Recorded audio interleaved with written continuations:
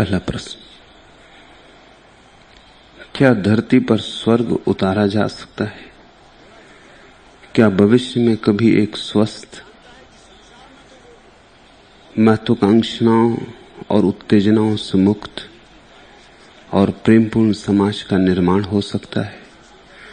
अतीत का अनुभव तो यही कहता है कि मुक्त पुरुषों के पास कुछ मुट्ठी भर लोग मुक्ति को प्राप्त हुए और शेष समाज वैसा का वैसा ही बना रहा। आप कुछ अनूठे अवश्य हैं, आपका प्रयोग भी बहुत मौलिक और क्रांतिकारी है। आप कहते हैं मनुष्यता भी प्रौढ़ हुई है।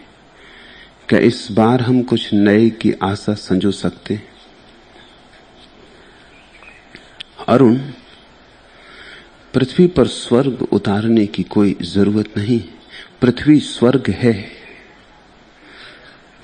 बस जागने की जरूरत है। स्वर्ग कहीं से लाना नहीं, न ही स्वर्ग निर्मित करना है।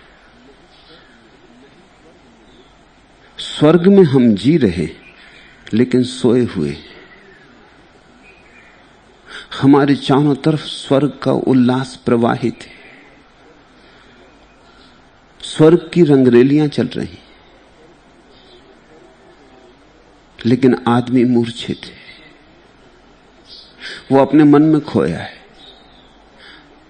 मन यानी नींद, मन यानी मूर्छा। क्योंकि हम मन में खोए हैं इसलिए उसे नहीं देख पाते जो मौजूद है, जो सामने खड़ा है, उससे वंचित रह जाते हैं। नहीं तो ऐसे कैसे हो सकता था कि कुछ लोग, कोई बुद्ध, कोई महावीर, कोई कृष्ण, कोई कबीर, कोई सांडिल्य, कोई नारद, यहीं रहते हुए स्वर्ग को उपलब्ध हो गए। ऐसा तो नहीं हो सकता कि एक टुकड़ा स्वर्ग का बुद्ध के लिए उतरा होगा पृथ्वी पर। बुद्ध के लिए उतरता तो कम से कम जो बुद्ध के पास थे उनको भी दिखाई पड़ता है। नहीं, ऐसा हुआ कि और सब सोए रहे, कोई एक व्यक्ति जाग गया। जो जाग गया वो स्वर्ग में प्रविष्ट हो गया। जागरण स्वर्ग का द्वार है। जागो तो तुम पाओगे कि स्वर्ग में ही थे, सदा से स्वर्ग में थे। और यह अनुभव तुम्हें रोज भी होता है। रात सो जाते हो, याद भी नहीं रह जाती कहां सोए हो, किस घर में सोए हो, कौन पत्नी है, कौन पिता है, कौन मां है, कौन भाई, कौन बहन, क्या धंधा, क्या व्यवसाय, शिक्षित अशिक्षित, अमीर गरीब, सब खो जाता है। सो गए तो बिल्कुल भूल गए, सुबह जाग के फिर सब याद आ जाता है। स्वर्ग पुनर्स्मरण है। हर बच्चा स्वर्ग में पैदा होता है, फिर हम उसे बुलाने की कोशिश करते, फिर हम उसे अपने नरक की दीक्षा देते। उस दीक्षा को हम संस्कार कहते, संस्कृति कहते, समाज कहते, धर्म कहते। हमने बड़े प्यारे नाम रखे हैं उस दीक्षा के। दीक्षा का मूल सार इतना है कि बच्चे से उसका स्वर्ग छीन लो, उसकी सरलता छीन लो, उसका निर्दोष भाव छीन लो, उसकी आंखों की ताजगी छीन लो, उसके चित्त का जो दर्पण जैसा निश्चल रूप है उसे नष्ट कर दो, भर दो कूड़े करकट से।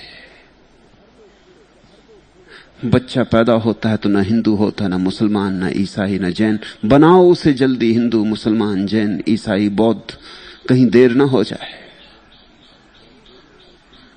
उसे कुछ पता नहीं होता क्या बुरा क्या भला। जल्दी उसे सिखाओ कि उसे बुरे भले का पता हो जाए।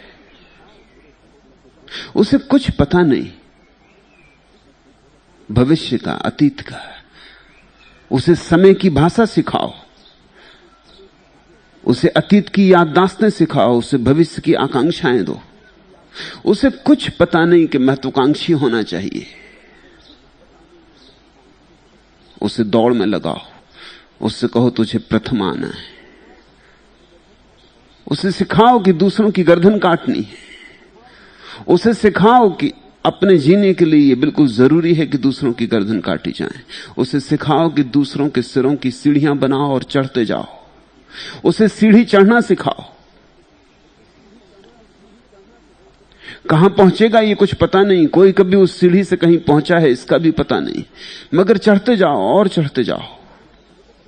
धन तो और धन, पद तो और पद, और की दीक्षा हम देते हैं। और की दीक्षा नरक की दीक्षा है। जितना है उससे तृप्त मत होना। जो पास हो उसकी फिक्र मत करना, जो दूर हो उसकी फिक्र करना।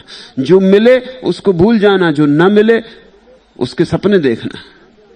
और क्या नरक है? असंतोष नरक है, संतोष स्वर्ग है। जो है बहुत है, जो है बहुत खूब है, जो है बहुत से ज्यादा है, जरूरत से ज्यादा है, और की जहां आकांक्षा नहीं। जो मिला है उससे जो अनुग्रहित है वह स्वर्ग में। हर बच्चा स्वर्ग में। इसलिए तुम देखते हो कोई बच्चा कुरूप नहीं होता, सब बच्चे सुंदर होते। स्वर्ग में कोई कुरूप कैसे हो सकता है? सब बच्चे सुंदर पैदा हो जाते, सुंदर ही पैदा होते, फिर धीरे धीरे कुरूप होने लगते। फिर हिंदू, फिर मुसलमान, फिर ईसाई, फिर हजार तरह के अहंकार और हजार तरह की सीमाएं और हजार तरह के बंधन, और उनका चित्त संकीर्ण होता जाता, संकीर्ण होता जाता। फिर एक कारागृह रह जाता है, फिर सभी लोग कुरूप हो जाते। उस कुरूपता का नाम नरक है। तो पहली बात तो तुम्हें याद दिला दूं कि स्वर्ग कहीं से लाना नहीं है, स्वर्ग आया हुआ है। हम स्वर्ग में पैदा हुए, ये सारा अस्तित्व स्वर्ग है। नरक कहीं है ही नहीं, सिवाय आदमी के भ्रांति के नरक कहीं भी नहीं। दुख आदमी का सृजन है, परमात्मा से केवल सुख की धारा ही बह रही। हम बड़े कुशल हैं, हम सुख को दुख बना लेने में कुशल हैं। हम फूलों से कांटे ढाल लेते, जहां अहोभाव होना चाहिए वहां हम शिकायतें खड़ी कर लेते। जहां झुकने की धारा बहनी चाहिए वहां अकड़ के खड़े हो जाते हैं और सूख जाते हैं।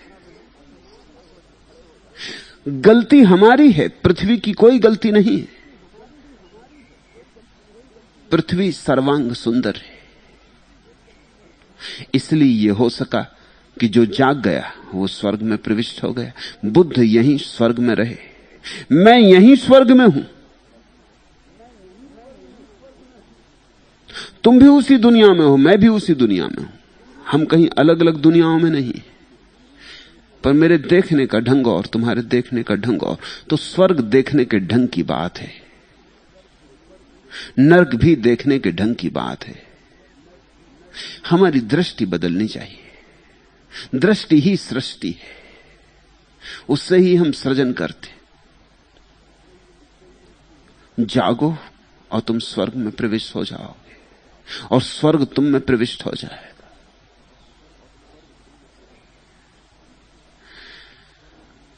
दूसरी बात, समाज कभी स्वर्ग में हो पाएगा या नहीं कहना मुश्किल है।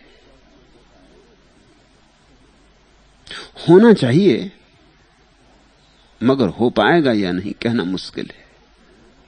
क्यों? क्योंकि मनुष्य स्वतंत्र है। स्वर्ग जबरदस्ती थोपा नहीं जा सकता। ये ऐसी कोई बात नहीं है कि एक आज्ञा दे दी कि बस अब स्वर्ग हो जाए। ये प्रत्येक व्यक्ति को निर्णय लेना पड़ता है कि मैं दुखी जीना चाहता हूं या सुखी जीना चाहता हूं। ये आत्मनिर्णय है। ये कोई सरकारी आज्ञा नहीं हो सकती कि एक दिन तय कर लिया, जैसे कि हमने तय कर लिया कि इस दिन स्वतंत्रता हो गई, देश स्वतंत्र हो गया, इस दिन देश लोकतंत्र बन गया और देश लोकतंत्र बन गया। ऐसी कोई बचकानी बात नहीं है कि एक दिन हमने तय कर लिया कि फलां तारीख को, फलां सन 1 जनवरी को घोषणा हो जाएगी कब हम स्वर्ग में प्रवेश कर गए। इस तरह घोषणाओं से नहीं होने वाला है। प्रत्येक व्यक्ति को अपने निजी अस्तित्व में निर्णय लेना पड़ता है कि मैं क्या चुनूं, स्वर्ग या नरक।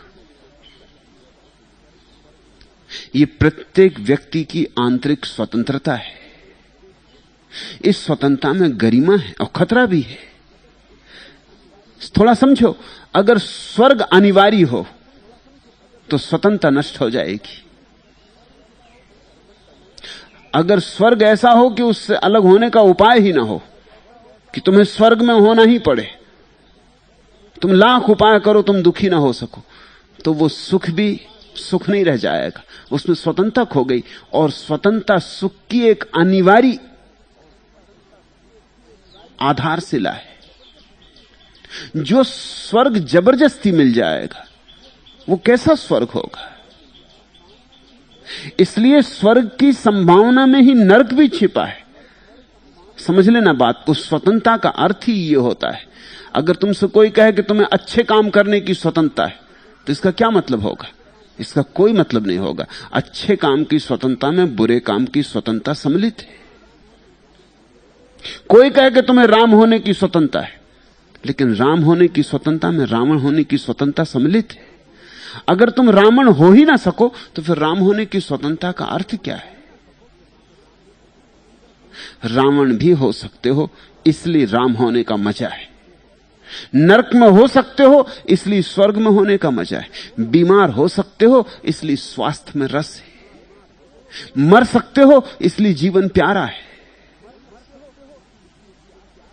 घृणा घेर सकती है, इसलिए प्रेम में आनंद है। स्वतंत्रता विपरीत की स्वतंत्रता है। प्रत्येक व्यक्ति को हर बार बार निर्णय लेना पड़ता है। यह व्यक्ति की निर्णायकता पर निर्भर है। इसलिए समाज की भाषा में पूछो ही मत कि समाज कभी स्वर्ग में होगा या नहीं होगा। हां, इतना मैं जरूर कह सकता हूं कि लोग अब ज्यादा से ज्यादा स्वर्ग में होंगे। संख्या बढ़ती जाएगी। क्यों? उसके कुछ कारण हैं। पहले क्यों नहीं हो सका, उसके भी कारण हैं। बुद्ध जैसा व्यक्ति स्वर्ग में प्रवेश कर सका, बड़ी प्रतिभा की जरूरत थी। क्योंकि पूरा समाज बड़ा संकीर्ण था, बड़ा क्षुद्र था। उस क्षुद्रता, उस संकीर्णता से मुक्त होना करीब करीब असंभव कृत्य जैसा कृत्य था, चमत्कार था। अब समाज उतना संकीर्ण नहीं। तुम देखते हो, मैं अभी भी जिंदा हूं, मुझे सूली नहीं लगा दी गई, और जो मैं कह रहा हूं उसके मुकाबले जीसस ने जो कहा था वो कुछ भी नहीं। लेकिन जीसस को सूली लग गई। समाज बड़ा संकीर्ण था, बड़ा क्षुद्र था। मैं जो कह रहा हूं वो बुद्ध भी तुमसे कहना चाहते थे, लेकिन कहा नहीं। तो तुम ये मत सोचना कि जो मैं तुमसे कह रहा हूं वो बुद्ध नहीं कहना चाहते थे। बुद्ध भी कहना चाहते थे। बुद्धत्व का स्वाद लेकर तुमसे कह रहा हूं कि कहना ही चाहा होगा उनने भी, क्योंकि उस घड़ी में जो मुझे दिखाई पड़ रहा है उन्हें भी दिखाई पड़ा होगा, लेकिन नहीं कहा। तुम्हारे कान उसे झेल ना पाते, तुम्हारी आत्माएं उसे अंगीकार न कर पाती। मनुष्य का हृदय थोड़ा विस्तीर्ण हुआ है। तुम देखते हो, यहां हिंदू बैठे हैं, मुसलमान बैठे हैं, जैन बैठे हैं, बौद्ध बैठे हैं, ईसाई हैं, सिख हैं, पारसी हैं। यहां शायद ही कोई दुनिया में ऐसा धर्म हो जिसका प्रतिनिधि मौजूद नहीं। ऐसा कभी हुआ था? ऐसा कभी नहीं हुआ था। जीसस को सुनने वाले यहूदी थे, बुद्ध को सुनने वाले हिंदू थे, मोहम्मद को सुनने वाले एक दायरा था, एक सीमा थी।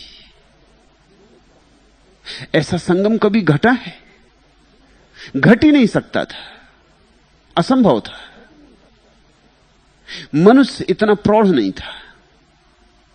आज घट सकता है। आज घट सकता है तो संभावनाएं बड़ी हो गई। मैं ये नहीं कहता कि सारा समाज स्वर्ग में प्रवेश कर जाएगा, पर इतना जरूर कहता हूं कि अधिक से अधिक लोग प्रवेश कर सकेंगे। रोज द्वार बड़ा होता जाएगा। ऐसा समझो कि हर चीज के पीछे एक क्रमबद्ध श्रृंखला होती। जैसे समझो हम चांद पर पहुंच गए। चांद पर पहुंचने की आकांक्षा सदियों पुरानी है। जितना मनुष्य पुराना है उतनी आकांक्षा पुरानी है। हर बच्चा पैदा होकर चांद की तरफ हाथ बढ़ाता है, चंदा मामा को पकड़ लाना चाहता है, रोता है कि चंदा को पकड़ूंगा। पुरानी कथा है कि कृष्ण रो रहे हैं चांद को पकड़ने के लिए, और यशोदा ने एक थाली में पानी भर के रख दिया और चांद का प्रतिबिंब थाली में पड़ने लगा, और कृष्ण ने थाली में बने चांद के प्रतिबिंब को हाथ डाल के पकड़ने की कोशिश की। चांद को पकड़ने की कोशिश बड़ी पुरानी है, लेकिन पहुंच हम पाए। अब तक नहीं हो सका था, ये अब हो सका। इसके पीछे एक क्रमबद्ध श्रृंखला है। जिनके पास बैलगाड़ी नहीं थी उनके पास हवाई जहाज तो नहीं हो सकता, इस बात को समझ लेना। बैलगाड़ी हो, फिर कार बने, फिर ट्रेन बने, फिर हवाई जहाज बने, फिर कहीं अंतरिक्ष यान बन सकता है। कोई आदिम समाज अंतरिक्ष यान नहीं बना सकता। इसलिए मैं कहता हूं कि तुम्हारी जो कहानियां हैं कि रामचंद्र जी पुष्पक विमान में बैठ के और अयोध्या आए, सब कहानियां हैं, क्योंकि साइकिल का भी उल्लेख नहीं, मोटर का भी उल्लेख नहीं। बिना कार के हवाई जहाज नहीं बन सकता, और जो हवाई जहाज बना लेंगे उन्होंने उसके पहले कार बना ही ली होगी, तो ही हवाई जहाज बन सकता है। एक क्रमबद्ध श्रृंखला है, एक सीढ़ी है। कोई भी घटना आकस्मिक नहीं घट जाती। अंतरिक्ष यान बन सकता है तभी जब हवाई जहाज अपनी पराकाष्ठा पर पहुंच जाए। ठीक ऐसा ही जीवन के और तलों पर भी सच है। महावीर ने जो कहा वो अकेला काफी नहीं है बहुत बड़ी संख्या को स्वर्ग में ले जाने के लिए, उसमें फ्रायड का जुड़ जाना जरूरी। कृष्ण ने जो कहा वो अकेला काफी नहीं है बहुत बड़ी संख्या को स्वर्ग में ले जाने के लिए, उसमें मार्क्स का जुड़ जाना जरूरी है। और बुद्ध ने जो कहा वो काफी नहीं है बहुत बड़ी संख्या को स्वर्ग में ले जाने के लिए, उसमें आइंस्टीन का हाथ अनिवार्य है। आज एक हम अनूठी घड़ी में हैं, सारे उपकरण मौजूद हैं। पृथ्वी चाहे तो अब स्वर्ग की घोषणा कर सकती, बहुत बड़ी संख्या में लोग आंखें खोल सकते, ध्यान में उतर सकते, प्रार्थना पूर्ण हो सकते। अब बाधा उपकरण की दृष्टि से नहीं है, अब तो बाधा सिर्फ पुरानी आदतें तोड़ने की है। फर्क समझ लेना। तुम्हारे लिए कार भी दे दी जाए तो जरूरी नहीं कि तुम उसमें बैठोगे। तुम कहोगे बैल कहां, बिना बैल के ये चलेगी कैसे? जब पहली दफा रेलगाड़ी बनी तो तुम जान के हैरान होगे, लंदन में उसमें कोई बैठने को राजी नहीं था, मुफ्त बिठाया जा रहा था। एक 30 मील की यात्रा करवाई जा रही थी, कोई रेलगाड़ी में बैठने को राजी नहीं था। लोग चारों तरफ देख के जाते, वो पूछते घोड़े कहां हैं, बिना घोड़े की ये चलेगी कैसे? बड़ी मुश्किल से समझाया जाता उन्हें कि ये भाप से चलेगी। वो कहते ठीक चलो चल भी गई, फिर रुकेगी कैसे? और नहीं रुकी तो फिर हम तो बैठ जाएं इसमें, फिर ये ना रुके। कभी रोक के देखी, उसके पहले गाड़ी चली नहीं थी इसलिए किसी ने रोक के देखी भी नहीं थी। और बड़ी अफवाहें उड़ गई और छोटे मोटे लोगों ने उड़ाई। चर्च के बड़े पुरोहित ने भी घोषणा कर दी चर्च में रविवार को कि जो बैठेगा इस रेलगाड़ी में वो ध्यान रखे कि वो ईसाई नहीं रहा, क्योंकि कोई ईसाई कभी रेलगाड़ी में नहीं बैठा। और फिर परमात्मा ने रेलगाड़ी क्यों नहीं बनाई? अगर रेलगाड़ी बनानी ही थी तो परमात्मा बनाता। उसने तो प्रकृति पूरी बना दी 6 दिन में, फिर 7 दिन आराम किया, 7वें दिन आराम किया, 6 दिन में सब बना दिया। उसने हर चीज बना दी, रेलगाड़ी क्यों नहीं बनाई? ये रेलगाड़ी जरूर शैतान की ईजाद है।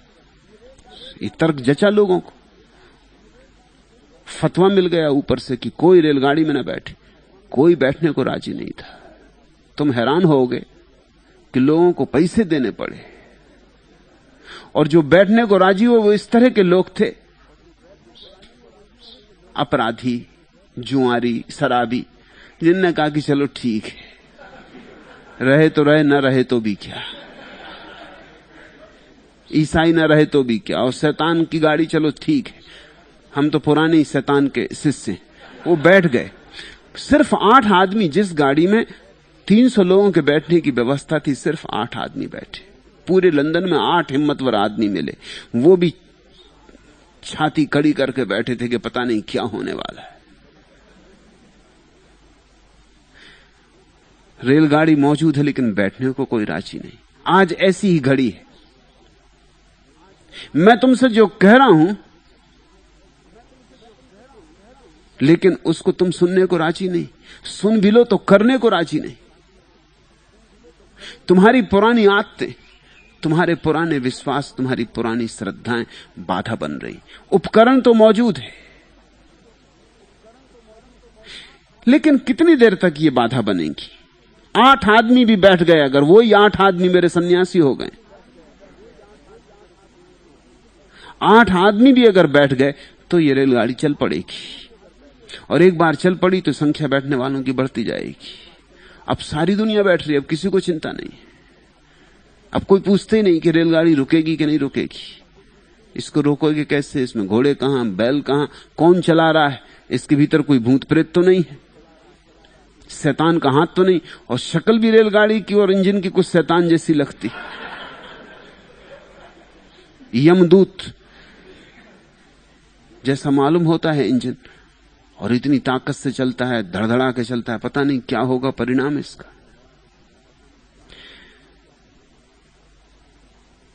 मनुष्य जाति ने पिछले 5000 सालों में वह सब खोज लिया है, धीरे धीरे करके। कुछ बुद्ध ने खोजा, कुछ पतंजलि ने खोजा, कुछ मोहम्मद ने खोजा, कुछ क्राइस्ट ने, कुछ मूसा ने, कुछ लाओत्सु ने, कुछ जरथुस्त्र ने, अनेक अनेक अन्वेषियों ने, अनेक अनेक जानने वालों ने सारे खंड खोज लिए। उन खंडों को बिठा देने की बात है, उनको मैं बिठाने की कोशिश कर रहा हूं। इसलिए मुझसे लोग पूछते हैं कि आप एक ही धारा पर क्यों नहीं बोलते। जैन मेरे पास आते हैं, वो कहते हैं अगर आप सिर्फ महावीर पर बोलें तो हम आपके साथ हैं, लेकिन आप कृष्ण पे भी बोल देते हैं, तब हमें बड़ी चोट लग जाती। कृष्ण को मानने वाला कहता आबर आप कृष्ण पर ही बोलते रहें तो सारे हिंदू आपके साथ खड़े हो जाएं। लेकिन आप मोहम्मद को बीच में ले आते हैं कि ईसा को बीच में ले आते हैं कि अगर आप योग पर ही बोलें तो ठीक, मगर आप तंत्र पर भी बोल देते। मेरी कोशिश और तरह की है, वैसी कोशिश कभी की नहीं गई। मैं सारे दुनिया में सत्य के जितने दर्शन हुए, जिन जिन झरोखों से सत्य की झलक देखी गई, उन सारी झलकों को तुम्हारे सामने इकट्ठा कर देना चाहता हूं, क्योंकि उनके इकट्ठे हो जाने पर ही भविष्य निर्भर है। उनके इकट्ठे होते ही मनुष्यता के इकट्ठे होने का आधार बन जाएगा। जब तक तुम्हें मोहम्मद और महावीर में भेद दिखाई पड़ता रहेगा, तब तक आदमी आदमी इकट्ठा नहीं हो सकता। जब तक तुम्हें कृष्ण और क्राइस्ट में शत्रुता मालूम पड़ेगी, तब तक तुम कैसे ईसाई के साथ हाथ मिला सकते हो, और ईसाई तुमसे हाथ मिला सकता है। मिलाओगे भी तो धोखाधड़ी होगी, चालबाजी होगी, पीछे इरादे कुछ और होंगे, मुख में राम बगल में छुरी होगी। लेकिन जिस दिन ये बिल्कुल साफ हो जाएगा कि इन सारे लोगों ने सत्य के ही अलग अलग पहलुओं की चर्चा की है और सारे पहलू मिलकर पूरा सत्य प्रकट हो जाता है, जैसे सारे पहलू मिलकर एक हीरा चमक उठता है। एक एक पहलू से तो हीरा कमजोर होता है, सारे पहलू, अनंत पहलुओं से जब चमक आती, अनंत पहलुओं से जब सूरज की किरणें लौटती, प्रतिफलित होती, रंग बिरंगे इंद्रधनुष बन जाते। वही प्रयास कर रहा हूं। मनुष्य जाति अब ज्यादा सुगमता से इस पृथ्वी पर स्वर्ग बसा सकती है। स्वर्ग बसाने का मतलब स्वर्ग है उसका आविष्कार कर लेना, उसको देख लेना। यह अब तक नहीं हो सकता था क्योंकि बिना मार्क्स के महावीर अधूरे। आदमी देह भी उतना ही है जितनी आत्मा। सिर्फ आत्मा आत्मा की बात करो और देह को विस्मरण कर दो तो ज्यादा देर आत्मा की बात करने वाले लोग जिंदा नहीं रहेंगे। वही भारत में हुआ।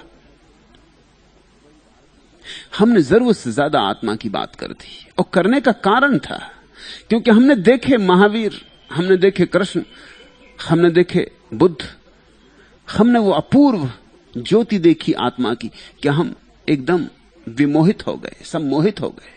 और हमने कहा कि छोड़ो फिक्र पदार्थ की, बस आत्मा ही सब कुछ है, जगत मिथ्या, ब्रह्म सत्य। बस हमने कहा कि अब सब छोड़ो, अब तो बस आत्मा की ही खोज कर लेनी। लेकिन महावीर को भी भोजन की जरूरत पड़ती है, बुद्ध को भी भिक्षा मांगने जाना पड़ता। ये हम भूल ही गए, ये हम भूल ही गए कि बुद्ध को भी रोटी की उतनी ही जरूरत है जितनी तुम्हें। उन्हें भी वस्त्र की जरूरत पड़ती जितनी तुम्हें, उन्हें भी रात छप्पर की जरूरत पड़ती जितनी तुम्हें। आत्मा से हम ऐसे ज्यादा प्रलोभित हो गए, और हो जाने का स्वाभाविक कारण था, हमने इतनी जगमगाती आत्माएं देखी, ऐसे रोशन लोग देखे, ऐसे चमकते दिए देखे कि ज्योति से हमारी आंखें बंद गई। हम भूल ही गए कि ज्योति दिए में है, मिट्टी का दिया, उसमें भरा हुआ तेल, और फिर ज्योति है। हम ज्योति से ऐसे सम्मोहित हुए कि हम दिए की बात भी भूल गए, तेल की बात भी भूल गए, और बिना दिए और बिना तेल के ज्योति बुझ जाएगी हमें स्मरण न रहा, और ज्योति बुझ गई। ये देश गरीब से गरीब होता चला गया, दीन से दीन होता चला गया, रुग्ण से रुग्ण होता चला गया। इसमें वही ज्योति के साथ जो अति आग्रह पैदा हो गया कारण है। हमने इंकार ही कर दिया देह का, और देह के बिना आदमी कहां, भूमि के बिना वृक्ष कहां, देह के बिना आदमी कहां, इस संसार के बिना परमात्मा कहां। यह संसार उसकी देह, उसकी काया है, यह दिव्य काया है। ये तुम्हारा देह, तुम्हारी काया, तुम्हारे भीतर छिपे हुए परमात्मा का मंदिर है। इसका स्वाभाविक परिणाम हुआ, दूसरी अति पैदा हुई। मार्क्स ने कह दिया न कोई आत्मा है न कोई परमात्मा है, सब बकवास है। उसके भी पीछे कारण है। जब देखा कि इसी बकवास के कारण लोग दीन और दरिद्र हो गए और सड़े जा रहे हैं, तो स्वाभाविक ये प्रतिक्रिया पैदा हुई कि न कोई ईश्वर न कोई आत्मा, बस आदमी सिर्फ देह है, और चेतना पदार्थ का ही एक आविर्भाव है। जैसे पान चबाते हो ना, चारवाकों ने कहा 4-5 चीजों से मिलकर पान बन जाता है, फिर ओंठ लाल हो जाते। उन 4-5 चीजों को अलग अलग चबा लो, ओंठ लाल नहीं होते। चारवाकों ने कहा कि ये जो लाली है कोई अलग चीज नहीं, उन 5 चीजों के मिलने से पैदा हो जाती। ऐसे ही 5 तत्वों के मिलने से जो लाली दिखाई पड़ती है आत्मा, वो कोई अलग चीज नहीं है, बस वो पान की लाली है। शराब जिन चीजों से मिलकर बनती है उनको अलग अलग खा लो, तुम्हें नशा नहीं चढ़ेगा। उनको मिला के लोगे तब नशा चढ़ेगा। तो नशा उन चीजों के मिलन से पैदा हो रहा है, अलग नहीं है। उन चीजों के अलावा नशा जैसी कोई चीज नहीं है। ऐसा नहीं है कि तुम शराब से उसके बनाने वाले तत्वों को अलग कर लो, पीछे फिर नशा बचा रह जाएगा, शुद्ध नशा नहीं बचेगा। ऐसी कोई शुद्ध आत्मा नहीं है। तो चारवाक से लेकर मार्क्स तक बगावत हुई। नास्तिक ने इंकार कर दिया, भौतिकवादी ने इंकार कर दिया। उसने भी एक तरह की दुनिया बनाने की कोशिश की, रूस में, चीन में, जहां आदमी सिर्फ देह है। वहां दिया तो बड़ा सुंदर बन गया है, लेकिन उसमें ज्योति नहीं। तेल भी खूब भरा है, मगर बाती नहीं है। बाती को जलाने का सवाल ही नहीं है, ऐसी कोई चीज होती ही नहीं। तो एक तरफ देह मर गई, आत्मा बची, और जब देह मर जाए तो बहुत दिन आत्मा नहीं बच सकती। दूसरी तरफ आत्मा मर गई, देह बची, और जब आत्मा मर जाए तो देह कितने दिन बच सकती? देह सड़ जाएगी, लाश हो जाएगी। तुमने देखा नहीं, जब तक आत्मा है देह में तब तक सब सुंदर है, सब सुवासित है। इधर आत्मा उड़ी, इधर पक्षी उड़ा कि देह सड़ी। फिर घर में घर के ही लोग, जो तुम्हें जरा सा कांटा गड़ जाता था तो रोते थे, तड़फते थे, वही तुम्हें ले चले मरघट जलाने। कितनी जल्दी पड़ती, तुमने देखा कोई मर जाता तो कितनी जल्दी होती। रोकने नहीं चाहते लोग एक घड़ी घर में मुर्दे को, अब सिवाय दुर्गंध के और कुछ नहीं। अगर घर के लोग रोने धोने में लगे होते हैं तो पास पड़ोस के लोग सहायता करते हैं, वो जल्दी से अर्थी बनाने लगते। मगर चलो, ले चलो, अब जल्दी करो। सारा गांव बस एक ही बात में उत्सुक होता है, जल्दी जलाओ, निपटाओ, खत्म करो मामला। अब इसको घर में नहीं रखना है, ये तुम्हारी प्यारी मां थी, तुम्हारी प्यारी पत्नी थी, तुम्हारे प्यारे पिता थे, तुम्हारा बेटा था, एक क्षण रोकने को राजी नहीं हो तुम। क्या हो गया? दिया बचा, ज्योति नहीं है। अब दिए का क्या मूल्य है? ये दो भ्रांतियां हो चुकी हैं, इसलिए पृथ्वी पर स्वर्ग नहीं बन पाया। इसलिए मैं तुमसे कहता हूं अब संभव है। और मैं तुम्हें जो जीवन दृष्टि दे रहा हूं वो न तो आध्यात्मिक है और न भौतिक है। मैं तुम्हें एक ऐसी जीवन दृष्टि दे रहा हूं जिसमें भौतिकता और अध्यात्म दोनों का समन्वय है, जिसमें दिया भी है और ज्योति भी है। इसलिए मुझसे सभी नाराज, मुझसे कम्युनिस्ट आता वो नाराज। उसकी नाराजगी यह है कि आप कुछ बातें तो ठीक कहते, जहां तक दिए की बात करता हूं वो कहता आप बिल्कुल ठीक कह रहे हैं, मगर ये ज्योति की बात क्यों छेड़ देते? ये नहीं जस्ती, इससे हम आपसे नाराज हैं। और मेरे पास आध्यात्मिक व्यक्ति आते हैं, वो कहते हैं और सब तो ठीक है, आप जब ज्योति की बात करते हैं तो हम भी तल्लीन हो जाते, मगर आप देह की बात क्यों छेड़ देते हैं? उससे सब खराब हो जाता है। सिर्फ समाधि की बात करें, संभोग की बात क्यों उठा देते? अगर आप समाधि की बात करें तो सब सुंदर है। मेरे पास फ्रायड को मानने वाले लोग आते हैं, वो कहते हैं संभोग की बात करते हैं वो तो बिल्कुल ठीक है, ये समाधि को कहां से लाते? ये समाधि बिल्कुल झूठी बात है। तो मेरी अड़चन तुम समझना, मुझसे सब नाराज हैं। भौतिकवादी नाराज है क्योंकि मैं अध्यात्म की बात करता हूं, अध्यात्मवादी नाराज है क्योंकि मैं भौतिकवाद की बात करता हूं। लेकिन मैं दोनों की बात कर रहा हूं और मैं चाहता हूं कि तुम दोनों की बात समझ लो, क्योंकि तुम दोनों के जोड़ हो। और ये पृथ्वी आकाश और पृथ्वी का जोड़ है, और पृथ्वी पर स्वर्ग का आविर्भाव हो सकता है तभी जब हम दोनों को संभाल पाएं। इसकी संभालने की संभावनाएं बड़ी हो गई हैं, अब इतनी बड़ी कभी भी नहीं थी। इसलिए बहुत लोग प्रवेश पा सकते, मगर फिर भी मैं ये नहीं कह सकता कि समाज सामूहिक रूप से प्रवेश पा जाएगा। समाज के पास कोई आत्मा नहीं होती, प्रवेश तो व्यक्ति पाता है। सुख और दुख व्यक्ति में घटते, समाज में नहीं घटते। समाज के पास संवेदना का कोई आधार ही नहीं है। समाज तो केवल संज्ञा मात्र, नाम मात्र है। जैसे तुम यहां बैठे हो, 500 लोग मेरे सामने बैठे, ये 500 लोगों का समाज है। इसमें से एक एक आदमी उठ के चला जाएगा, जब सब चले जाओगे तो यहां पीछे कुछ भी नहीं बचेगा, कोई समाज नहीं बचेगा। तो समाज तो केवल एक नाम मात्र था, 500 लोगों के इकट्ठे मौजूद होने का नाम था। असलियत तो व्यक्ति थे, वो 500 व्यक्ति थे, 500 आत्माएं थी। अब तुम मुझे सुन रहे हो, यहां कोई समाज नहीं सुन रहा है मुझे, 500 व्यक्ति सुन रहे हैं।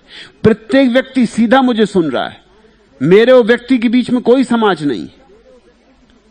समाज काम चलाऊ शब्द है, उसका उपयोग करो, मगर ध्यान रखना समाज की कोई सत्ता नहीं है, समाज का कोई अस्तित्व नहीं है, संज्ञा मात्र है। ऐसा ही जैसे हम कहते हैं जंगल, जंगल का कोई अस्तित्व थोड़ी होता, अस्तित्व तो वृक्षों का होता है। जंगल का तो इतनी मतलब बहुत वृक्ष खड़े, जंगल का और कोई अर्थ नहीं होता। एक एक वृक्ष को अलग कर लो, जंगल सफाचट हो जाएगा, कहीं खोजे से न मिलेगा। तो मैं ये नहीं कह सकता कि समाज की तरह जीवन में क्रांति आ जाएगी, मगर अधिक से अधिक लोग बड़ी से बड़ी संख्याओं में स्वर्ग में प्रवेश कर सकते। ऐसा इसके पहले कभी भी समायोजन न था जैसा आज है।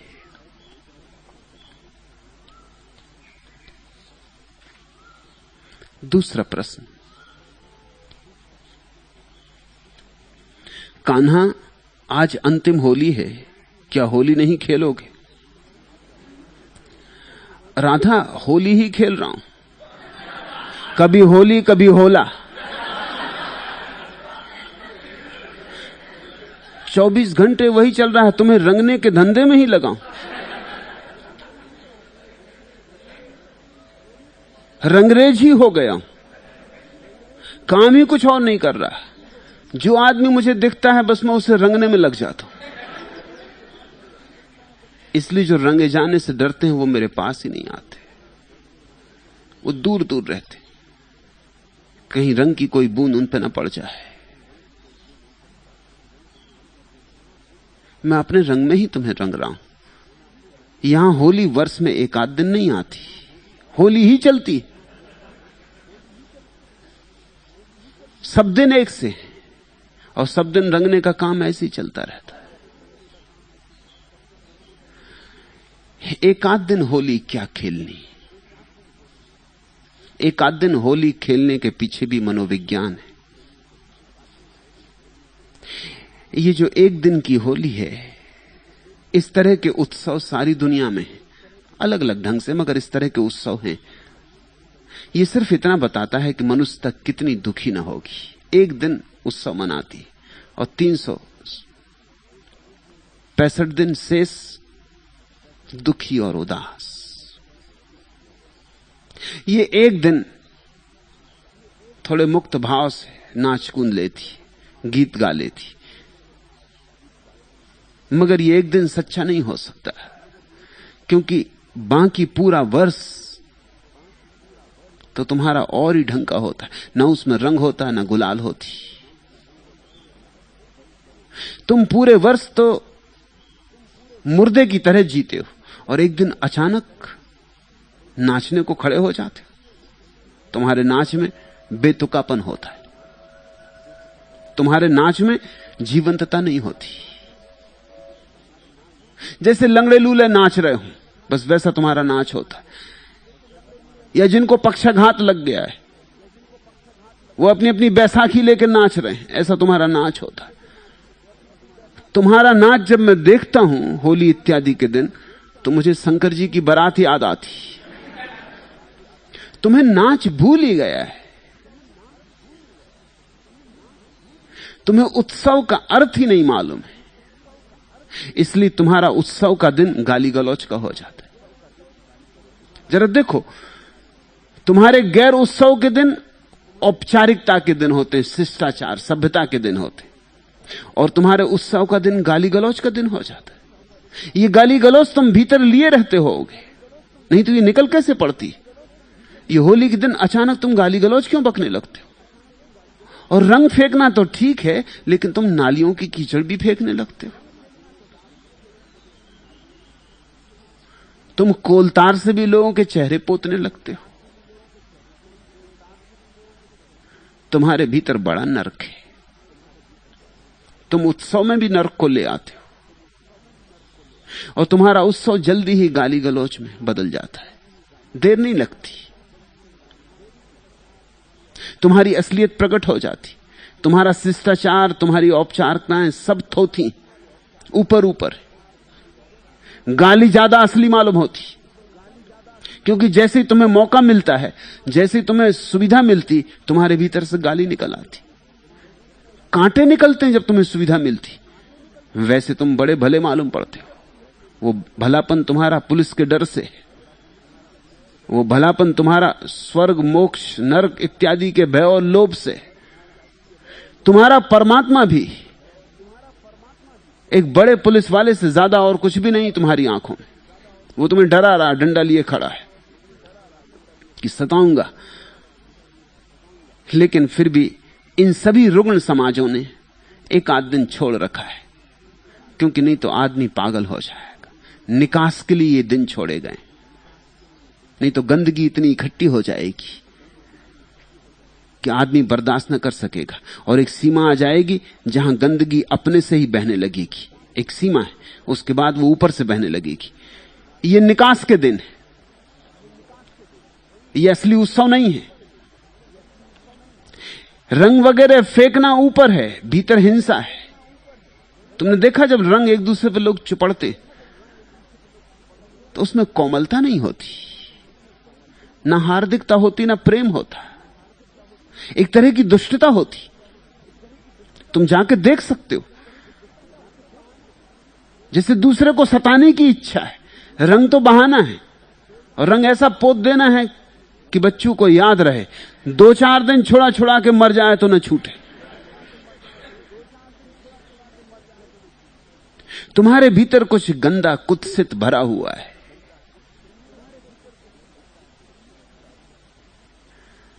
मेरी दृष्टि में जीवन पूरा उत्सव होना चाहिए, तो फिर होली इत्यादि की जरूरत न रहेगी। दिवाली एक दिन क्या, साल भर दिवाला, एक दिन दिवाली, ये कोई ढंग है जीने का? साल भर अंधेरा, एक आध दिन जला लिए दिए। साल भर मुहर्रम, एक आध दिन मना लिया जश्न, पहन लिए नए कपड़े, चले मस्जिद की तरफ, मगर तुम्हारी शक्ल मुहर्रमी हो गई है। तुम लाख उपाय करो, तुम्हारी शक्ल पर मुहर्रम छा गया है। तुम्हारे सब उत्सव इत्यादि थोथे मालूम पड़ते, ऊपर से मालूम पड़ते। उत्सव का आधार नहीं, बुनियाद नहीं, उत्सवपूर्ण जीवन होना चाहिए। इसलिए मेरे इस आश्रम में न तो कभी दिवाली है न कभी होली है। यहां सदा होली है, सदा दिवाली है। यहां चल ही रहा है, यहां नृत्य शाश्वत है। यहां जो भी नाचना चाहे उसे निमंत्रण है। और ख्याल रखना, एक आध दिन कोई नाच ही नहीं सकता। नाचता ही रहे, नाचता ही रहे, तो ही उसे नाचने का प्रसाद होता है। उसके नाचने में गुणवत्ता होती, उसके नाचने में अपूर्व भाव होता है, और उसके नाचने में कोमलता, सरलता। उसके नाच में हिंसा नहीं होती, नहीं तो तांडव नृत्य बन जाता है जल्दी ही नाच। तुम्हारे सब उत्सव तांडव नृत्य हो जाते, जल्दी ही गाली गलौज पे नौबत उतर आती। तुम्हारे सब उत्सवों में हिंदू मुस्लिम दंगे हो जाते। ये बड़े आश्चर्य की बात है। उत्सव के दिन दंगा क्यों, मारपीट क्यों,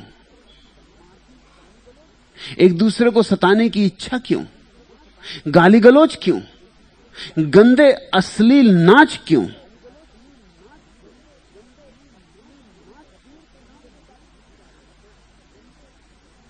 कबीर के नाम से गालियां दी जा रही, हद हो गई। गालियां बकते हो उसको कहते हो कबीर। कबीर को तो बख्शो।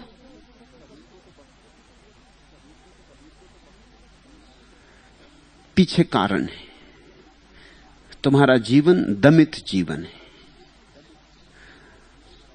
एक आध दिन के लिए तुम्हें छुट्टी मिलती है, जैसे साल भर तो कारागृह में बंद रहते हो, एक आध दिन के लिए छुट्टी मिलती है, सड़कों पर आकर शोरगुल मचा के फिर अपने कारागृहों में वापस लौट जाते हो। अब जो आदमी कभी कभी सड़क पर आता है, साल में एक आध बार अपनी काल कोठरी से छूटता है, वो उपद्रव तो करेगा ही। उसके लिए स्वतंत्रता उच्छृंखलता बन जाएगी। लेकिन जो आदमी सदा ही रास्तों पर है, खुले आकाश के नीचे, वो उपद्रव नहीं करेगा। मैं चाहता हूं तुम्हारा पूरा जीवन उत्सव की गंध से भरे, तुम्हारे पूरे जीवन पर उत्सव का रंग हो। इसलिए तुम्हें रंग रहा हूं। ये मेरा गैरिक रंग तुम्हारे जीवन को उत्सव में रंगने के लिए प्रयास है। ये गैरिक रंग सुबह उगते सूरज का रंग है। ये गैरिक रंग खिले हुए फूलों का रंग है। ये गैरिक रंग अग्नि का रंग है, जिससे गुजर के कचरा जल जाता है और सोना कुंदन बनता है। ये गैरिक रंग रक्त का रंग है, जीवन का, उल्लास का, नृत्य का, नाच का। इस रंग में बड़ी कहानी है, इस रंग के बड़े अर्थ हैं। तो राधा, जिस रंग में मैं तुम्हें रंग रहा हूं, उसमें पूरी तरह रंग जाओ, तो होली भी हो गई, दिवाली भी हो गई, और यही पृथ्वी तुम्हारे लिए स्वर्ग बन जाएगी।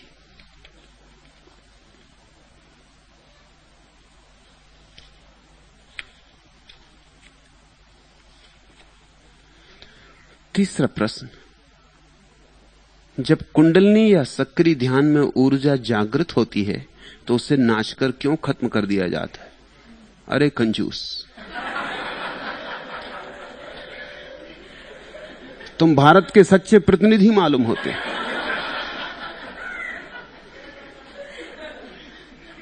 ये भारतीय बुद्धि का इतिहास है। कुछ खर्च ना हो जाए, बस खर्च ना हो, बचा बचा के मर जाओ। हर चीज में ये दृष्टि है, तुम इसे थोड़ा समझने की कोशिश करना। ये भारत के बुनियादी रोगों में से एक है, कंजूसी, कृपणता। कहीं खर्च ना हो जाए और मर जाओगे, तब ये कुंडलनी और ये ऊर्जा और ये सब पड़ा रह जाएगा। इस देश में अधिक लोग कब्जियत से परेशान हैं। डॉक्टरों से पूछो, वो भी यही कहते। भारत जितना कब्जियत से परेशान है, दुनिया का कोई देश इतना कब्जियत से परेशान नहीं।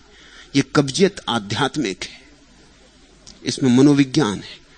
हर चीज को पकड़ लो, मलमूत्र को भी पकड़ लो, और अगर ज्यादा आगे बढ़ जाओ तो मुरारजी जैसा पी जाओ उसे वापस। वो भी कंजूसी का हिस्सा है, कहीं निकल ना जाए, कोई सार तत्व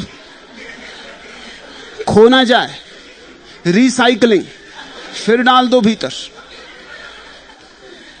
फिर डालते रहो, उसको बिल्कुल चूस लो,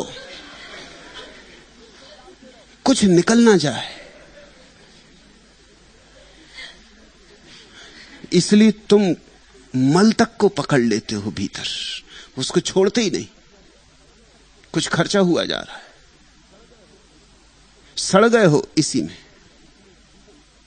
इसलिए जीवन यहां फैल नहीं सका, सिकुड़ गया। हर बात में एक कृपणता छा गई। तुम जिसको ब्रह्मचर्य कहते हो, मेरे देखे तुम्हारे 100 ब्रह्मचारियों में 99 सिर्फ कृपणता की वजह से ब्रह्मचर्य को स्वीकार कर लिए। कहीं वीर्य ऊर्जा खर्च ना हो जाए, कंजूस है। एक ब्रह्मचर्य है जो आनंद से फलित होता है, ब्रह्म के ज्ञान से फलित होता है, वो तो बात अलग।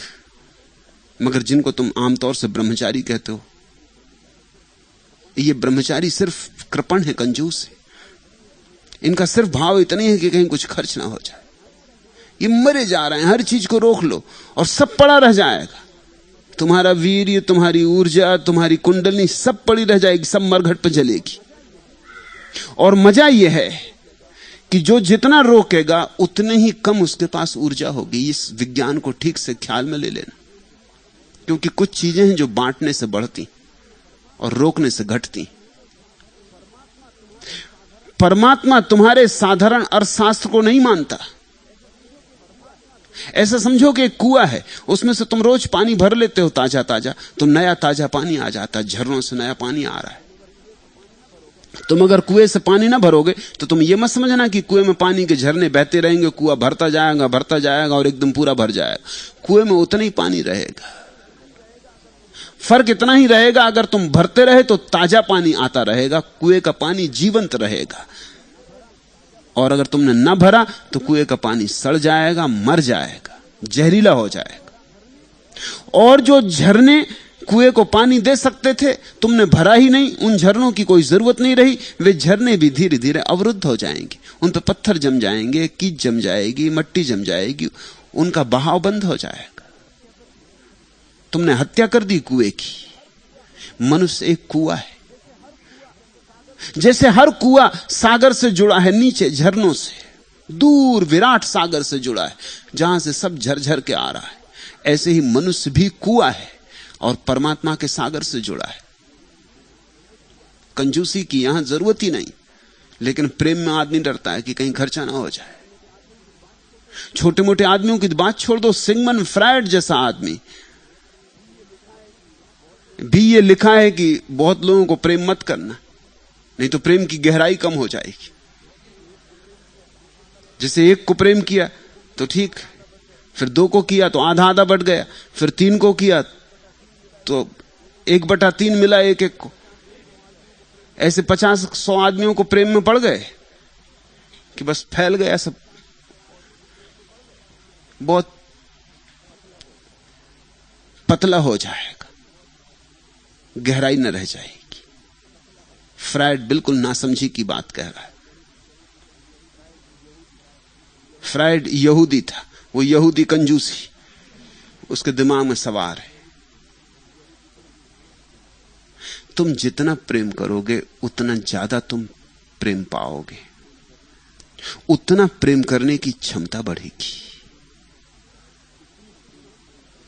उतनी प्रेम की कुशलता बढ़ेगी। और जितना तुम प्रेम लुटाते रहोगे उतना तुम पाओगे परमात्मा से नए नए झरने फूट रहे हो, प्रेम आता जाता है। दो और तुम्हारे पास ज्यादा होगा, रोको और तुम कृपण हो जाओगे और कंजूस हो जाओगे, सब मर जाएगा, सब सड़ जाएगा। और ध्यान रखना, जो चीज बड़ी आनंदपूर्ण है बांटने में, अगर रुक जाए, सड़ जाए, तो वही तुम्हारे लिए रोग का कारण बन जाती। जिन लोगों ने प्रेम को रोक लिया है उनका प्रेम ही रोग बन जाता है, कैंसर बन जाता है। अब तुम आ गए हो यहां, भूल से आ गए, तुम गलत जगह आ गए। यहां मैं उलीचना सिखाता हूं, यहां मैं बांटना सिखाता हूं, यहां मैं खर्च करने का आनंद तुम्हें सिखाना चाहता हूं।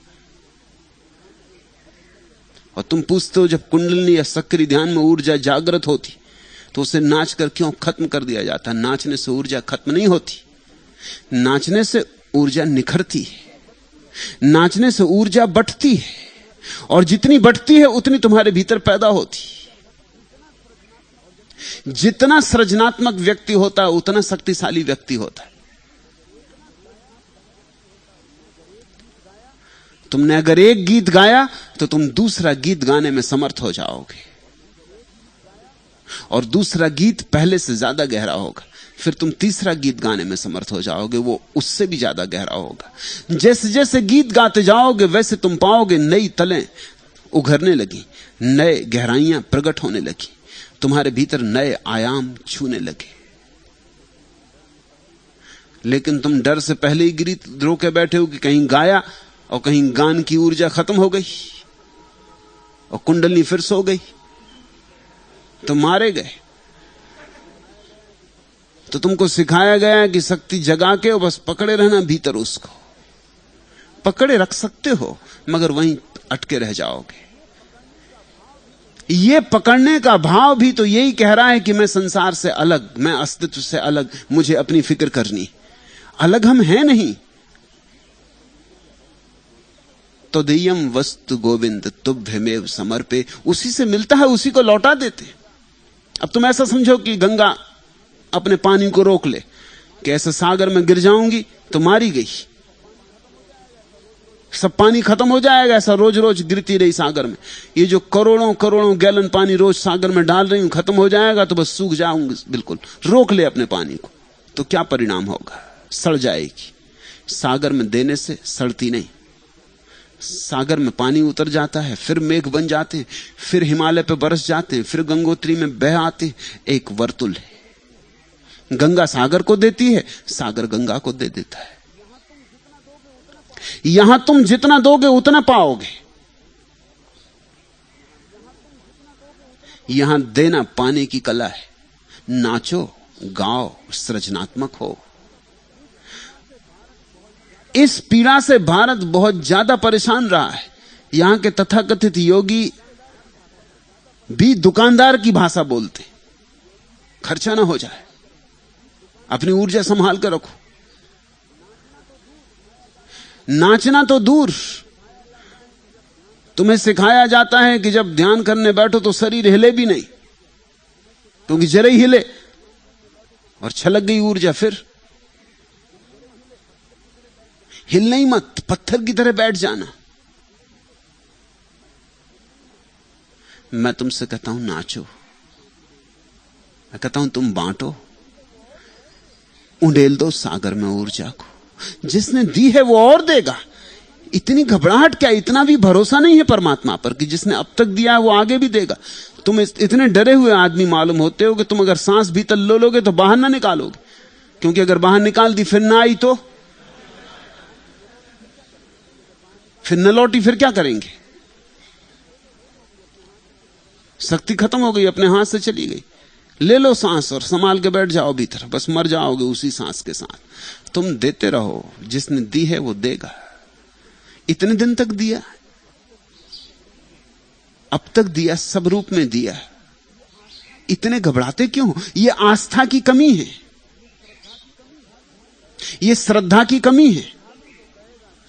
श्रद्धालु तो कहेगा कि ले लो मेरा जो काम लेना हो, जितना लेना हो। और तुमने एक मजे की बात देखी, जितना सक्रिय आदमी होता है उसके पास उतना ही समय होता है, और जितने काहिल और सुस्त होते हैं उनके पास बिल्कुल समय नहीं होता। सुस्त और आलसी से पूछो, वो कहता भाई समय नहीं। और सक्रिय आदमी से पूछो जो बहुत कामों में लगा है, वो हमेशा समय निकाल लेता है। पश्चिम के एक बड़े विचारक सवीजर ने लिखा है कि मेरे जीवन का अनुभव यह है कि जितने सृजनात्मक सक्रिय लोग होते हैं, जितना ज्यादा करने वाले लोग होते हैं, उनके पास उतना ही ज्यादा समय होता है। अगर कोई काम करवाना हो तो ऐसे आदमी से कहना जो बहुत काम कर रहा हो, वो समय निकाल लेगा। सुस्त और काहिल जो बिस्तरों में पड़े रहते, उनसे अगर तुम कहो कि भाई जरा कर देना ये काम, वो कहेंगे भाई समय कहां है।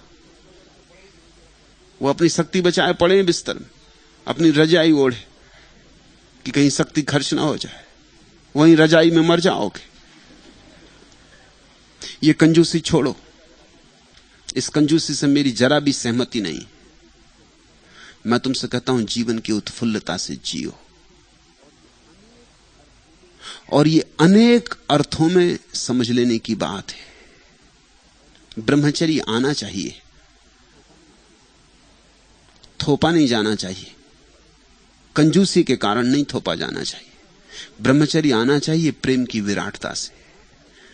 तुम्हारा प्रेम इतना फैले, इतना फैले, इतना गहरा हो जाए कि उसमें से काम वासना समाप्त हो जाए। गहराई के कारण तुम इतना प्रेम दो कि उसमें काम वासना शून्य हो जाए। इतने शुद्ध प्रेम की धाराएं बहने लगे कि उसमें काम वासना न रह जाए। तब एक ब्रह्मचर्य आता है। वही ब्रह्मचर्य है, वही ब्रह्मचर्य शब्द का ठीक ठीक द्योतक है। ब्रह्मचर्य का अर्थ होता है ईश्वर जैसी चर्या। ईश्वर कंजूस है। तुम देखते ईश्वर की कंजूसी कहीं भी इस प्रकृति में। एक बीज से करोड़ों बीज पैदा होते, एक एक वृक्ष में करोड़ों बीज पैदा होते। उन करोड़ों बीज में से 10-5 बीज शायद वृक्ष बन पाएंगे। अब जरा सोचो तुम, परमात्मा कितना फिजूल खर्च। 10-5 वृक्ष बन पाएंगे और करोड़ों बीज पैदा कर रहे हो। वैज्ञानिक कहते हैं एक आदमी, सिर्फ एक आदमी, एक पुरुष के वीर्य में इतने जीवाणु होते हैं कि वो सारी पृथ्वी को भर सकता है आबादी से। एक पुरुष में, एक संभोग में कम से कम 1 करोड़ जीवाणु तुम्हारे भीतर से विदा हो जाते। बच्चे तो तुम्हारे कितने होंगे?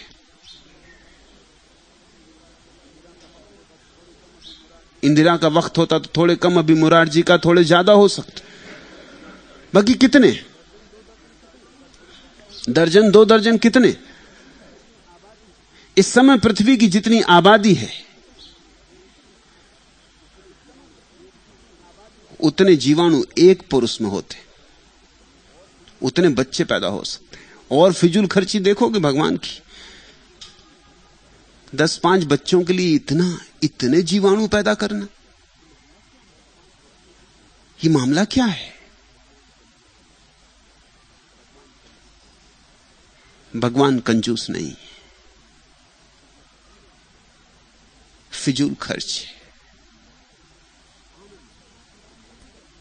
आनंद है उसका, उल्लास है उसका। हिसाब किताब से नहीं चलता, मस्ती से चलता है। अब ये सज्जन अगर कुंडलनी जग रही होगी तो ये बड़े घबराते होंगे कि अब थोड़ी सी ऊर्जा आ रही, अब जल्दी से मार के कब्जा इस पे बैठ जाओ, कहीं खर्चा ना हो जाए। बस तुम्हारे कब्जा मार के बैठने में ही मर जाएगी। होने तो प्रकट ये जो उठ रहा है फन तुम्हारी कुंडलनी का, इसे फैलने दो, इसे बटने दो। ये जाएगी कहां? कहीं कुछ जाता नहीं है, सब यही है, क्योंकि हम सब एक हैं, हम सब संयुक्त हैं। कुछ खोता नहीं, कुछ मरता नहीं है, सब शाश्वत रूप से यही है। लेकिन जब तुम देने में कुशल होते हो, जब तुम्हारे भीतर बहाव होता है, तब तुम्हारे भीतर जीवन अपने परम रूप में प्रकट होता है। तुम्हारे भीतर ब्रह्मचर्य फलेगा, लेकिन ब्रह्मचर्य कंजूसी से नहीं फलेगा, ब्रह्मचर्य दान से फलेगा, प्रेम से फलेगा। और तुम्हारे भीतर विराट ऊर्जा आएगी, लेकिन वो तभी आएगी जब तुम उलीझते रहोगे, उलीझते रहोगे, उलीझते रहोगे। कबीर ने कहा दोनों हाथ उलीझिए, यही सज्जन को काम। उलीझते रहो, रुकना ही मत उलीझने से। तो मेरा प्रयोग करके देख लो, कंजूस की तरह तुमने रह के जी लिया है, अब तुम उलीझ के भी देख लो और तुम चकित हो जाओगे। इतना आता है, मगर देने वाले के पास ही आता है। धन्य है वे जो बांटने में शर्तें नहीं लगाते, जो दिए चले जाते।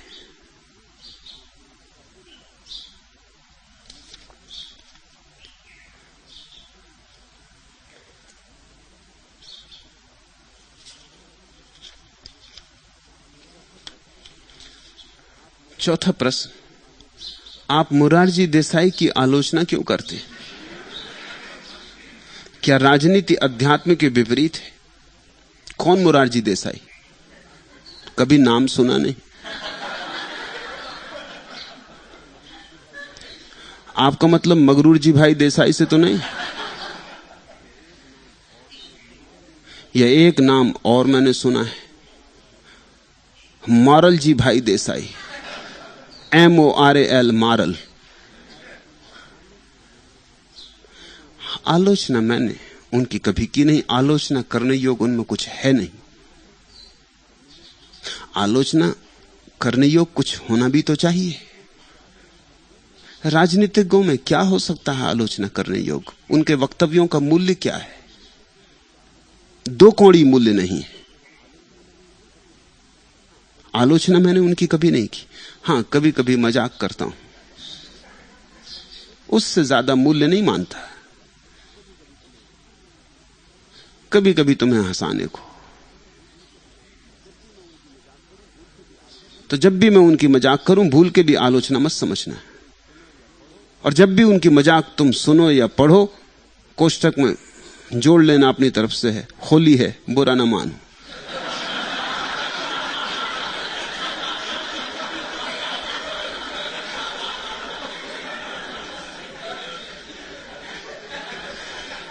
लेकिन तुम्हें आलोचना लगती होगी,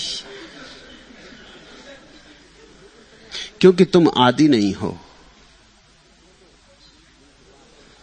तुम तो जिनके पास राज सत्ता है उनकी प्रशंसा सुनने के ही आदी हो,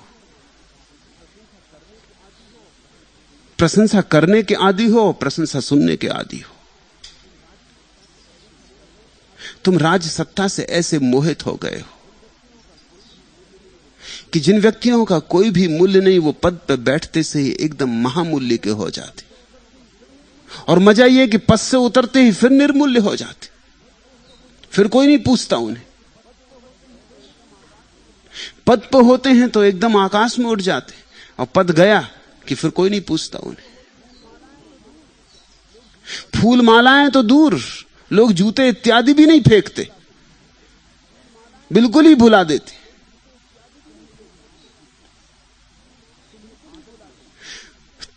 तुम्हें आदत नहीं है, शायद इसीलिए मैं बार बार मजाक में उनके नाम ले लेता हूं जो सत्ता में।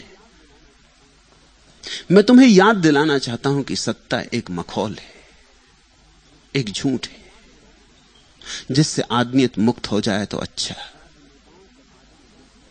राजनेताओं से आदमी मुक्त हो जाए तो अच्छा। राजनीति का इतना प्रभाव नहीं होना चाहिए। ठीक है, उसकी उपयोगिता है, मगर उसकी उपयोगिता इतनी नहीं है कि सारे अखबार उसी से भरे रहें और सारे देश में उसी की चर्चा चलती रहे। जिंदगी में और भी काम की बातें, जिंदगी में और भी बहुमूल्य कुछ है। राजनीति यानी महत्वाकांक्षा, पद लोलुपता। लेकिन तुम्हारे मन पद लोलुप है, इसलिए जो पद पे पहुंच जाते हैं उनके प्रति तुम्हारे मन में बड़ी प्रशंसा होती। ध्यान रखना क्यों होती? तुम भी पद लोलुप हो, तुम भी चाहते थे कि पहुंच जाते, लेकिन नहीं पहुंच पाए, दूसरा पहुंच गया, तुम सम्मान में सिर झुकाते, तुम कहते हो हम तो हार गए लेकिन आप पहुंच गए। कोशिश हम अभी जारी रखेंगे, किसी दिन हम भी पहुंच जाएं। तुम ख्याल रखना, तुम उसी का सम्मान करते हो जो तुम होना चाहते हो। तुम्हारे सम्मान में कसौटी है।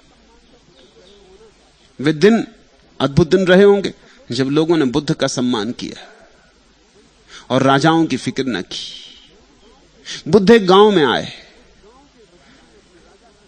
उस गांव के वजीर ने अपने राजा से कहा कि बुद्ध का आगमन हो रहा है। वजीर बूढ़ा था, 70 साल की उम्र का था। राजा अभी जवान था, अपनी अकड़ में था। अभी अभी उसने कुछ जीत भी की थी और राज्य को बढ़ा लिया था। वजीर ने कहा कि बुद्ध आ रहे हैं, आप स्वागत को चलें। उस राजा ने कहा, मैं क्यों जाऊं स्वागत को? आखिर बुद्ध एक भिखारी ही है ना, एक सन्यासी ही है ना। आना होगा मिलने तो मुझसे मिलने आ जाएंगे, मैं क्यों जाऊं मिलने को? उस वजीर ने यह सुना, इस्तीफा लिखने लगा। राजा ने पूछा, क्या लिख रहा है? उसने कहा, मेरा इस्तीफा। अब तुम्हारे पास बैठना उचित नहीं।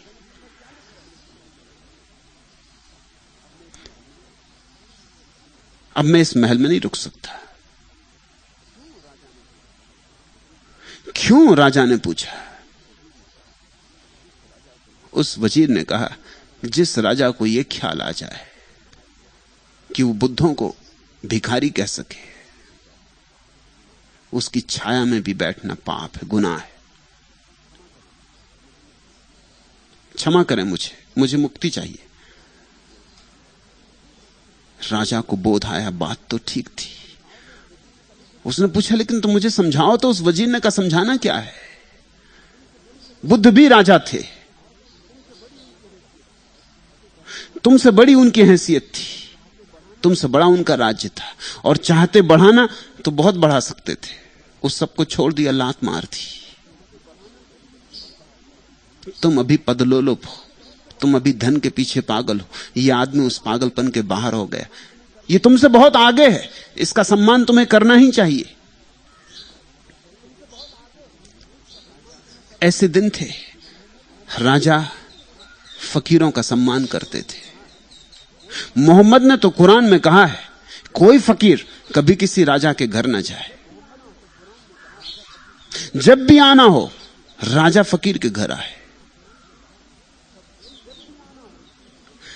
तब ऋषियों का एक सम्मान था, क्योंकि लोग ऋषि ही होना चाहते थे। ध्यान रखना, तुम जो होना चाहते हो उसी का सम्मान तुम्हारे मन में होता है। तब सन्यासियों का सम्मान था। अब नेताओं का और अभिनेताओं का सम्मान है। या तो नेता आए तो भीड़ इकट्ठी होती, या अभिनेता आए तो भीड़ इकट्ठी होती। बुद्ध आए तो तुम, और अगर उस रास्ते जाते होते तो दूसरे रास्ते निकल जाते हो। कौन झंझट में पड़े, वहां क्या जाना। अभी तो जिंदगी बहुत पड़ी है। अभी प्रार्थना नहीं करनी, अभी ध्यान नहीं करना, अभी ये और ऊंची बातें हमें सुननी नहीं है। अभी तो नीची बातों का पूरा भोग कर लेना है। अभी तुम बुद्ध के पास नहीं जाते, अब तुम नेता राजनेता के पास जाते हो। ये मनुष्य की बड़ी विकृत स्थिति हुई। क्यों जाते हो तुम अभिनेता के पास? तुम फर्क देख लेना। अभिनेता के पास तुम्हें युवक और युवतियों की भीड़ मिलेगी। क्यों? क्योंकि वे सब अभिनेता होना चाहते। और राजनेताओं के पास तुम्हें उन लोगों की भीड़ मिलेगी जो राजनेता होना चाहते। छोटे मोटे सही, सरपंच हो जाएं, कि मेयर बन जाएं, कि मिनिस्टर हो जाएं, कि कुछ भी हो जाएं, 4 आदमियों की गर्दन पर हाथ आ जाए, अपना कब्जे में आ जाए। किसी ने आज मुझे अखबार की एक कटिंग भेज दी कि गणेशपुरी के मुक्तानंद मुरारजी देसाई का दर्शन करने पहुंचे। अब मुक्तानंद को मुरारजी देसाई का दर्शन करने जाने की क्या जरूरत है? और फिर जो बातचीत हुई वो और भी बड़ी महत्वपूर्ण है। मुक्तानंद ने कहा कि यह देश साधुओं का देश, साधुओं के कारण ही यहां की सब उन्नति होती रही, और हम बड़े सौभाग्यशाली हैं कि एक साधु ही आपके रूप में हमारा प्रधानमंत्री।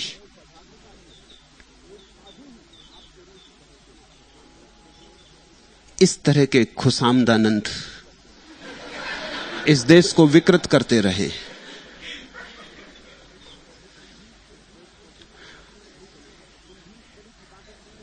लेकिन तुम भी इस तरह की बातें सुनने के आदी होगा। इसलिए जब मैं कभी किसी राजनेता की मजाक में कुछ कह देता हूं, तुम्हें भी बड़ी हैरानी होती। तुम सोचते हो आलोचना कर रहा हूं। आलोचना नहीं कर रहा हूं, सिर्फ इतना ही कह रहा हूं कि ये बातें मजाक से ज्यादा मूल्य नहीं रखती। उपेक्षा चाहिए। जीवन किसी और बड़े सत्य की खोज के लिए, मगर ये चलता है। तुम्हारे साधु सन्यासी सब दिल्ली की तरफ जाते, राजनेताओं से मिलने पहुंचते हैं। राजनेता उनसे मिलने नहीं आते, राजनेताओं का दर्शन करने जाते हैं। किस तरह के साधु सन्यासी, क्या प्रयोजन तुम्हें? लेकिन साधु सन्यासी नहीं है, साधु सन्यासी के रूप में छिपे हुए राजनीतिज्ञ हैं। इसलिए तो राजनीतिक को भी साधु कह पाते। बात बिल्कुल ठीक कही मुक्तानंद ने। मुक्तानंद में कहीं राजनीति होगी, उसी राजनीति के कारण गए होंगे, नहीं तो जाने की कोई जरूरत न थी। मुक्तानंद ऊपर से साधु हैं, भीतर कहीं राजनीति पड़ी है, कहीं कुछ लाभ की दृष्टि होगी, खुशामद से कुछ पा लेने का इरादा होगा। और राजनेता को साधु कहना, तो फिर असाधु कौन होगा? फिर तो बड़ी मुश्किल हो जाएगी। फिर असाधु कोई हो ही नहीं सकता।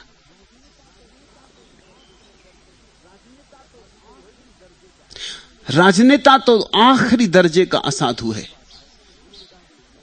एक सज्जन मेरे पास आए, उन्होंने कहा कि मैं शराब पीता हूं, मांसाहार भी करता हूं, और कभी दिवाली इत्यादि को जुआ भी खेल लेता हूं। और आप कहते हैं आप सब में परमात्मा देखते हैं, क्या आप मुझ में भी परमात्मा देखते हैं? मैंने कहा मैं मुरारजी देसाई तक में परमात्मा देखता हूं। तुम्हारी तो हैसियत ही क्या है, तुम तो हो किस गिनती में? राजनेता तो आखिरी है।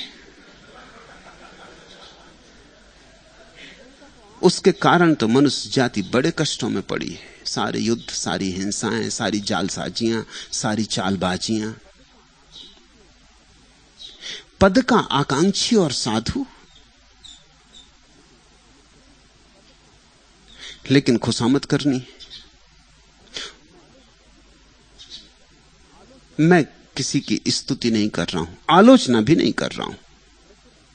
मैं तो जैसा है वैसा कह रहा हूं। मैं सिर्फ इसलिए ये कभी कभी मजाक कर देता हूं ताकि तुम्हें ख्याल रहे कि राजनीति का मूल्य इससे ज्यादा नहीं है। लेकिन आलोचना करने योग्य मैं कुछ नहीं पाता हूं उनमें। साधारण मनोदशा है, वक्तव्य साधारण है, होंगे ही साधारण। पद लोलुप असाधारण कभी होता ही नहीं। पद लोलुपता साधारण रोग है। इस दुनिया में हर आदमी पद पर होना चाहता है। यह बड़ा साधारण रोग है, इसमें कुछ विशेषता नहीं। विशेषता तो तब है जब कोई आदमी पद पर नहीं होना चाहता, तब कुछ असाधारणता घटती है। और राजनीति अध्यात्म बिल्कुल विपरीत है। राजनीति का अर्थ है दूसरों पर कैसे मेरा कब्जा हो जाए, मैं दूसरों का मालिक कैसे हो जाऊं। अध्यात्म का अर्थ है मैं अपना मालिक कैसे हो जाऊं। ये बड़ी विपरीत बातें हैं।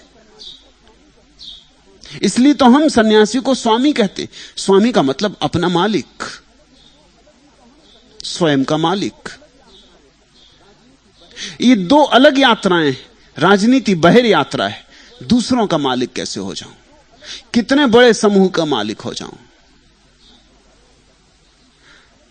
अध्यात्म का अर्थ होता है अपने जीवन में मेरी मालिकियत कैसे हो जाए, मैं मन का गुलाम न रह जाऊं, मैं मन का मालिक हो जाऊं, मेरे भीतर अंतर साम्राज्य पैदा हो। ये बड़ी भिन्न बातें हो गई। राजनीति ले जाएगी भीड़ में, अध्यात्म ले जाएगा एकांत में। राजनीति उलझाएगी दूसरों से, अध्यात्म सुलझाएगा दूसरों से। अध्यात्म है आत्म साक्षात्कार। राजनीति में तो सब उपद्रव करने ही पड़ेंगे। राजनीतिक तभी तक साधु मालूम पड़ते हैं जब तक सत्ता में होते। सत्ता गई कि उनकी सब साधुता खुल जाती।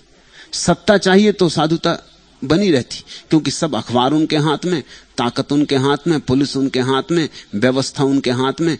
कौन पता लगाए कि वो क्या कर रहे हैं। अब जुल्फिकार भुट्टो जब तक सत्ता में तब तक साधु, अब पाया गया कि वो हत्यारे। मगर मजा बड़ा जटिल है। अब कोई नहीं कह सकता कि वो सच में हत्यारे हैं या नहीं, क्योंकि अब जो सत्ता में है वो चाहते हैं कि उनको हत्यारा सिद्ध करे। आज जो सत्ता में है पाकिस्तान में, कल अगर वो सत्ता से नीचे उतर गए तो हो सकता कोई अदालत फैसला दे कि उन्होंने भुट्टो की हत्या करवा दी। अभी इंदिरा मुजरिम मालूम पड़ती, क्योंकि सत्ता नहीं, सत्ता में थी तो मुजरिम मालूम नहीं पड़ती थी। लेकिन कोई नहीं कह सकता कि जो उसे मुजरिम सिद्ध करने की कोशिश कर रहे हैं वो सत्ता में से उठ जाने के बाद सही साबित होंगे। वो खुद भी मुजरिम पाए जा सकते। यहां सब चचेरे भाई बहन, मुरारजी भाई के इंदिरा बहन, सब चचेरे भाई बहन, कुछ भेद नहीं। राजनीतिक भिन्न हो ही नहीं सकते। इसलिए तो तुम देखते हो इतनी पार्टी अदल बदल होती रहती, क्योंकि राजनीतिक भिन्न होते ही नहीं। इस पार्टी या उस पार्टी में फर्क कुछ नहीं पड़ता। राजनीतिकों को एक ही आकांक्षा, पद पर कैसे हो। पार्टी कौन हो इससे क्या लेना, झंडा कौन हो इससे क्या लेना। डंडा अपना होना चाहिए, झंडा कोई भी लगा लेंगे, बस डंडा अपने हाथ में होना चाहिए। तो राजनीतिक तो अवसरवादी होगा ही, उसको तो एक ही जोड़तोड़ बिठानी, और जोड़तोड़ में वो अकेला नहीं है, बड़ी प्रतिस्पर्धा है। इसलिए बेईमानी भी होगी, धोखाधड़ी भी होगी, लोगों के पैर भी काटे जाएंगे, लोगों को गिराया भी जाएगा, लोगों को हटाया भी जाएगा, ये सब होगा। और इस सब के लिए तुम जिम्मेवार हो, ध्यान रखना, क्योंकि तुम इस तरह के लोगों को मूल्य देते हो। इस मूल्य के कारण ये लोग पागल की तरह उस तरफ दौड़ते। अब तुम ये मत सोचना कि अगर कोई आदमी प्रधानमंत्री होके दूसरों को परेशान कर डालता है, रुश्वत ले लेता है, लोगों की टांगें तोड़ देता है, लोगों की गर्दनें गिरवा देता है, लोगों को जेलों में डाल देता है, तो वो जिम्मेवार है। तुम भी जिम्मेवार हो, तुम ही असली जिम्मेवार हो। तुम इतना मूल्य देते हो पद को कि एक आदमी को लगता है कि इस पद को पाने के लिए कुछ भी करना योग्य है। पद को मूल्य देना कम करो, ताकि लोगों को ऐसा साफ होने लगे कि इस सड़े पद के लिए जिस पर लोग सिर्फ हंसते हैं, मजाक करते, इसके लिए इतना पाप करना उचित भी है। मेरी बात समझ में आ रही तुम्हें? राजनीति से मूल्य को खींच लो, राजनीति को मूल्यहीन कर दो। मूल्यहीन हो जाए राजनीति तो इतना उपद्रव नहीं होगा। कौन फिक्र करेगा फिर? अगर रोज अखबार में प्रधानमंत्री की तस्वीर न छपती हो और रोज व्याख्यान न छपता हो, सारा अखबार उन्हीं से न भरा रहता हो, तो आदमी सोचेगा कि सार क्या है। इतने से पद के लिए इतनी मेहनत, इतनी परेशानी, और लोग कोई मूल्य नहीं देते। रास्ते से निकल जाते हैं, लोग नमस्कार भी नहीं करते। तो सार क्या है? राजनीति को अति मूल्य दोगे तो फिर सभी चीज सार्थक हो जाती है। एक आध की हत्या भी करनी पड़े तो चलता है, करने योग्य मालूम होता है। और फिर पद पर पहुंच गए तो सब छिप जाएगा। इसलिए जो पद पर पहुंच जाता है फिर पद नहीं छोड़ना चाहता, क्योंकि छोड़ते से ही फिर सारा पाखंड खुलेगा, सारी धोखाधड़ी खुलेगी। पद जब तक है तब तक सुरक्षा है। एक दफा जो पद पर पहुंच गया वो फिर ऐसा जोर से पकड़ता है कि वो चाहता पद पर रहते हुए ही मर जाऊं, तो ही बचाव है। नहीं तो पद पर सब उपद्रव वही के वही होते, वही का वही खेल, जरा भी फर्क नहीं पड़ता। इंदिरा चली जाती है, उनके साथ ही संजय गांधी चले जाते, मुरारजी आ गए, उनके पीछे ही कांति देसाई आ गए। कुछ फर्क नहीं पड़ता, सब वही खेल है। सिक्के बदल जाते हैं, रंग बदल जाता है, मगर भीतर की असलियत वही की वही। वही जाल चलता रहता है। मैं आलोचना करने योग्य नहीं मानता राजनीतिज्ञों को, सिर्फ मजाक करने योग्य मानता। तो जब कभी मुझे तुम्हें हंसाना होता है तो मैं उनका नाम ले देता हूं। जब मैं देखता हूं तुम सोने लगे या नींद आने लगी, या देखता हूं कोई जम्हाई ले रहा है, तब मैं सोचता हूं कि अब सिवाय मुरारजी देसाई के इन सज्जन की जमाई नहीं रुकने वाली। तो उनके खुले मुंह में मुरारजी देसाई को डाल देते, उससे वो चौंक के बैठ जाते, सोचने लगते हैं मुरारजी देसाई की बात आई, कुछ मतलब की बात आई होगी। जैसे वो जाग जाते हैं मैं मुरारजी को भूल जाता हूं, फिर अपनी बात पे आ जाता हूं। इससे ज्यादा मूल्य नहीं है।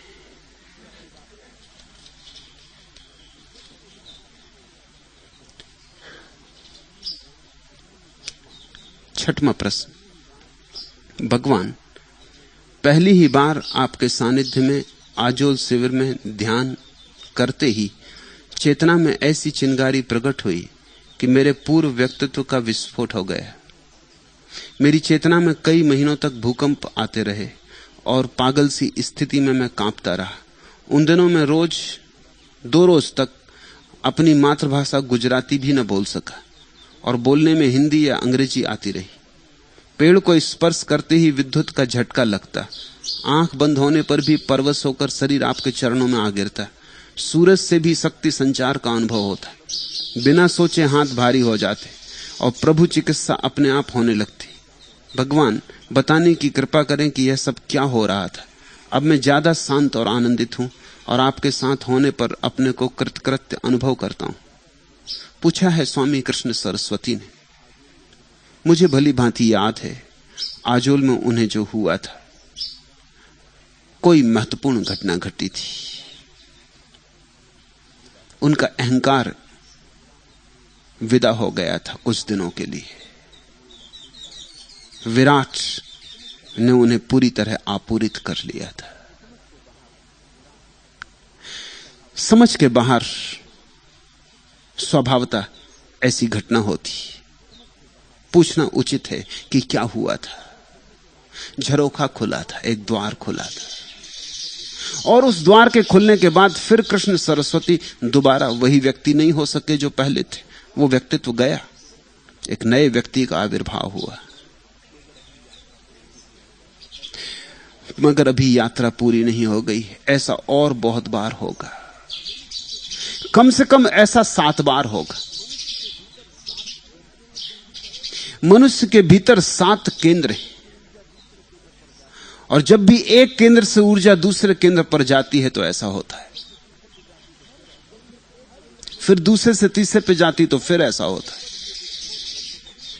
हर केंद्र पर यह विस्फोट घटते होगा, घबराना मत। और हर विस्फोट के बाद शांति बहुत गहरी हो जाएगी, फिर और विस्फोट होगा और भी शांति गहरी हो जाएगी, और अंतिम विस्फोट के बाद शांति ही रह जाती। कोई व्यक्ति भीतर शांत है ऐसा नहीं बचता, सिर्फ शांति बचती। मुक्त कोई नहीं बचता, मुक्ति बचती। कोई व्यक्ति ज्ञान को उपलब्ध हो गया ऐसा नहीं, बस ज्ञान ही शेष रह जाता, रोशनी रह जाती, शुद्ध प्रकाश रह जाता। शुभ घटना घटी थी और घटेगी, लेकिन घटाने की अपनी तरफ से चेष्टा मत करना, अन्यथा नकली होगी। प्रतीक्षा करना धैर्यपूर्वक, ध्यान जारी रखो और धैर्यपूर्वक प्रतीक्षा करो। और जब भी ऐसा घटे तो रुकावट मत डालना, उसे घट जाने देना। 2-4 दिन में फिर सब शांत हो जाएगा, और हर घटना तुम्हारे जीवन को नई रोशनी, नया अर्थ, नई संजीवनी दे जाएगी।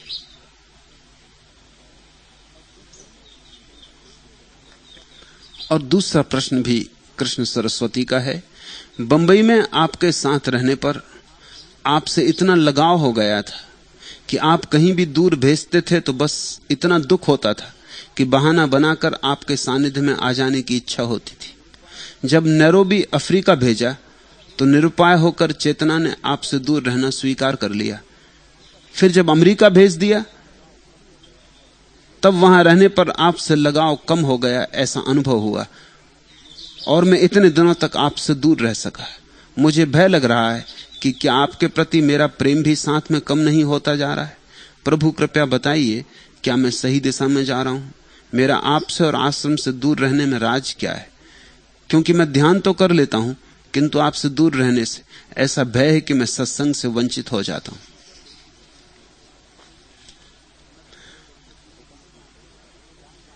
मैं कृष्ण सरस्वती को दूर दूर भेजता रहा हूं और वो भाग भाग के वापस भी आते रहे। नरू भी भेजा था तो कुछ ज्यादा देर रुके, फिर अमेरिका भेजा तो कोई 2 साल रुके। जानकर ही ऐसा कर रहा हूं, यह तुम्हारे हित में है इसलिए ऐसा कर रहा हूं। मेरे पास रहोगे तो वो जो विस्फोट घटा है वो इतनी शीघ्रता से घटेगा, इतनी बार बार घटेगा कि विक्षिप्त हो जाने का डर है। उसके लिए समय चाहिए, अंतराल से घटना चाहिए। भटक नहीं रहे हो, किसी गलत दिशा में नहीं जा रहे हो, मैं भेज रहा हूं इसलिए जा रहे हो। और जब मैं पाऊंगा कि अब आवश्यकता नहीं है भेजने की, तब यहां रोक लूंगा। अभी वैसी घड़ी नहीं आई। और तुम सौभाग्यशाली हो, क्योंकि ऐसे बहुत कम लोग हैं जिनको इतनी तीव्रता से घटना घट सकती है कि मुझे ख्याल रहे कि कहीं वो पागल ना हो जाएं। तुम जितना समा सकते हो, जितना पचा सकते हो, उतना ही घटना उचित है। तुम अगर जरूरत से ज्यादा खुल जाओ तो टूट जाओगे, बिखर जाओगे।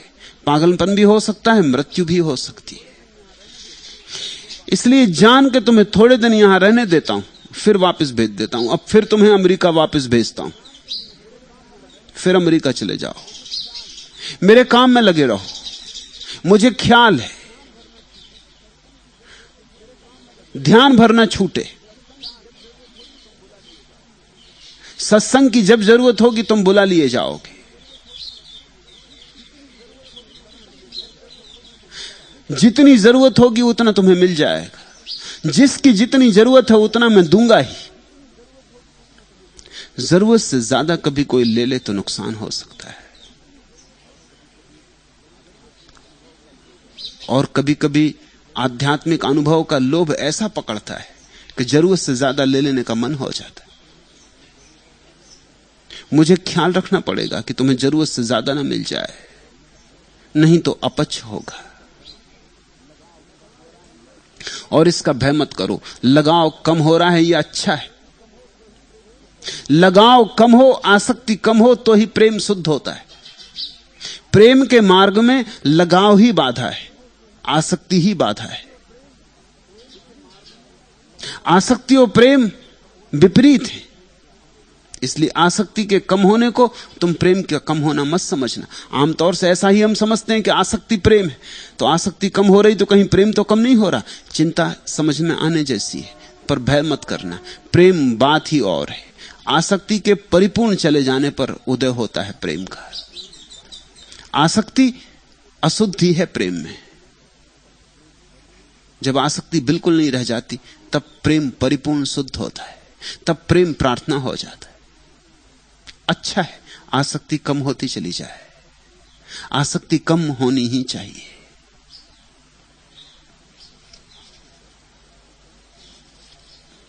आखिरी प्रश्न।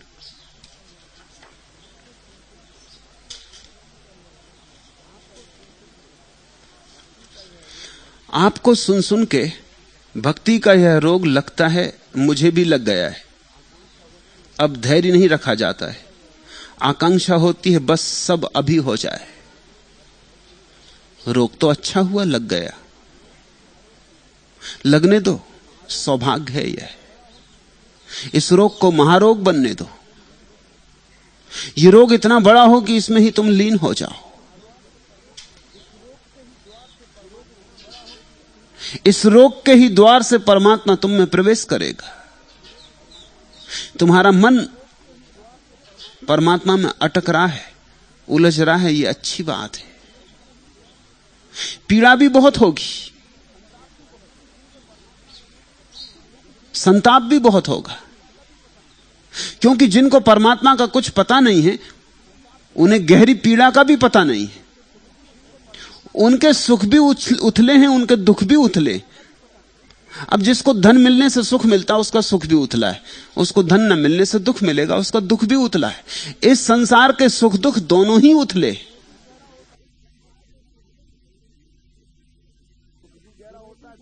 परमात्मा के साथ सुख भी गहरा होता है, दुख भी गहरा होता है, विरह भी गहरा होता है, तभी तो मिलन गहरा हो पाता है।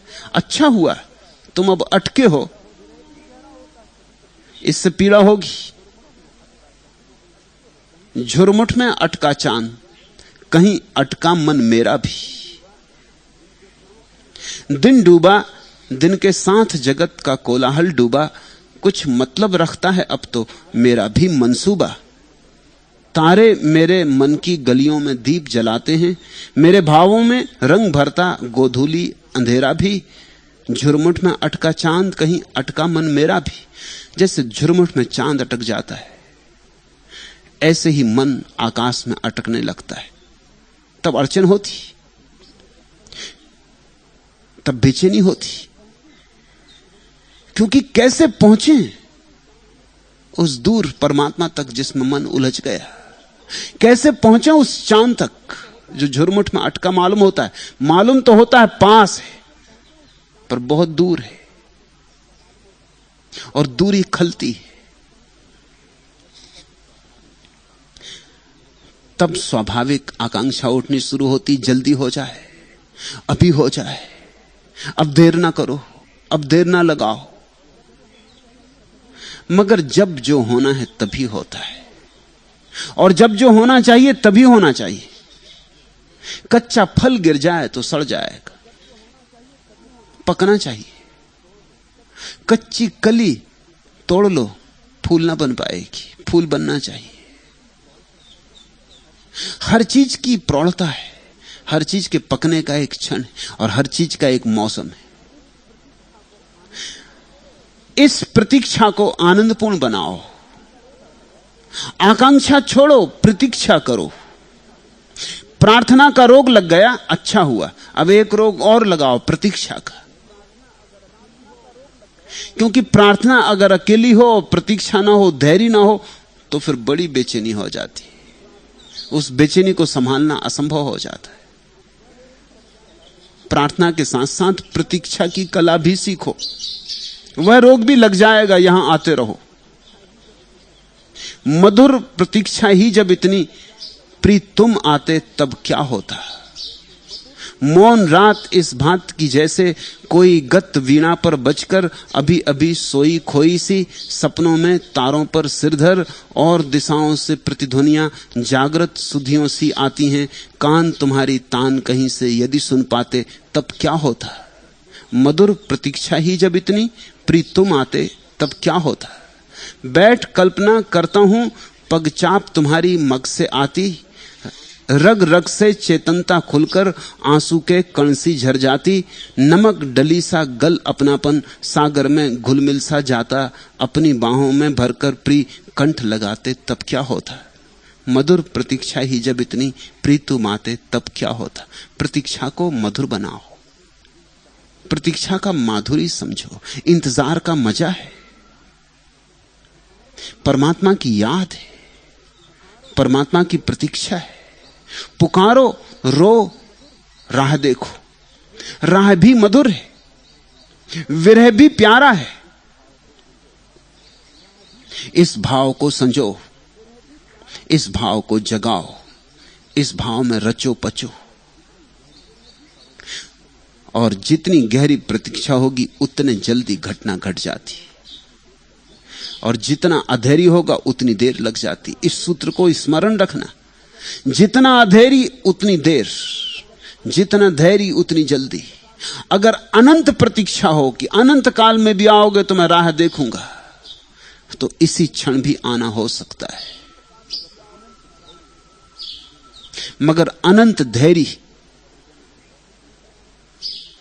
हृदय में जब खिलता है तो फिर परमात्मा को और देर करने का कोई कारण नहीं रह जाता। अनंत धैर्य खबर है कि पक गए तुम। कहते हो आपको सुन सुन के भक्ति का यह रोग लग गया, अब धैर्य नहीं रखा जाता, आकांक्षा होती है बस सब अभी हो जाए। मैं समझता हूं ऐसा ही होता है, लेकिन समझ को और निखारो। ऐसा होना स्वाभाविक तो है, लेकिन यही स्वाभाविक बाधा बन जाएगा। फिर क्या होता है, आदमी जब बहुत अधीर हो जाता है तो दो ही बातें, या तो एक सीमा आ जाती, अधेरी को सहना मुश्किल हो जाता, वो सोचता है छोड़ो ये सब होता जाता नहीं, न कोई परमात्मा है न कोई प्रार्थना, मैं भी कहां की झंझट में पड़ गया। या तो ये होता है, और या फिर अधेरी इतना हो जाता है कि आदमी टूट जाता है, बिखर जाता है, विक्षिप्त हो जाता है। दोनों हालत में बात चूक जाती। शक्ति को प्रार्थना में लगाओ और कब आना ये उस पर छोड़ दो। इसको ही मैंने कल उत्क्रांति कहा। तुम प्रार्थना करो उतना प्रयत्न, और फिर परमात्मा पर छोड़ दो। जब जो होना हो, फलाकांक्षा ना करो, उतना प्रसाद। प्रार्थना, प्रयास और फिर प्रतीक्षा, फिर उसका प्रसाद जब देगा, जब योग समझेगा तब देगा। शिकायत मत करो। ऐसा कभी नहीं हुआ है कि जब भी कोई व्यक्ति योग हुआ हो और क्षण भर की भी देरी हुई हो। तुमने कहावत सुनी है, उसके घर देर है अंधेर नहीं। मैं तुमसे कहता हूं, न अंधेर है न देर है। जिसने ये कहावत रची होगी वो अधेरी में पड़ गया होगा, तो उसने कहा होगा बड़ी देर हो रही। अभी आस्था नहीं खोई तो कहता अंधेर नहीं है, अभी आशा है कहता कभी ना कभी मिलेगा, लेकिन बड़ी देर हो रही।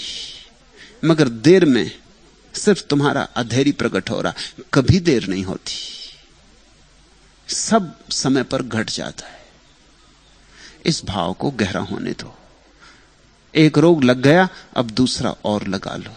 वे दोनों रोग एक दूसरे को संतुलित कर देंगे और तुम्हारी शांति खंडित ना होगी, और तुम्हारी प्रार्थना निरंतर बढ़ती रहेगी, और तुम्हारी प्रार्थना विक्षिप्त ना होगी। तुम्हारी प्रार्थना एक दिन विमुक्ति बन जाए। उसके लिए यह जरूरी है कि तुम धैर्य का पाठ भी सीखो। आज इतना है।